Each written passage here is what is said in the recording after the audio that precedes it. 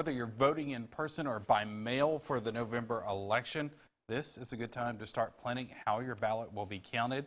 Some go to their precinct, others are relying on absentee voting. Our Stephanie Poole has a few tips about what you should know. She joins us in the studio with more.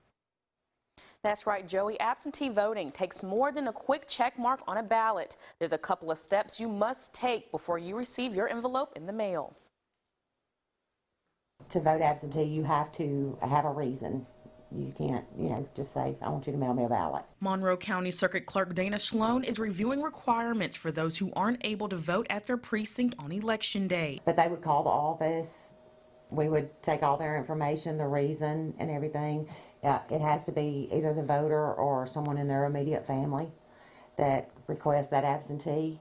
Sloan says after receiving your ballot in the mail, fill out each page and send a copy of your ID. We've got very simple instructions.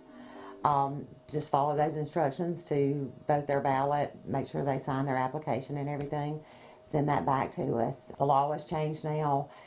Absentees have to be postmarked by the date of the election, but we have up to 5 business days after the election to actually receive the ballot and it still be counted.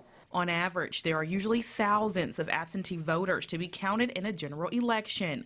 With the threat of COVID-19, Sloan believes the number of requests will grow. We generally have, for a presidential election, probably between 1,200 and 1,500 vote during a presidential election. Wouldn't surprise me if we didn't have 2,000 easy.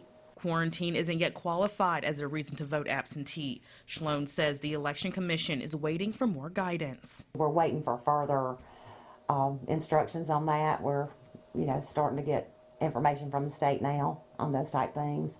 But there will be some type if you're in quarantine. And absentee voting begins on September 21st.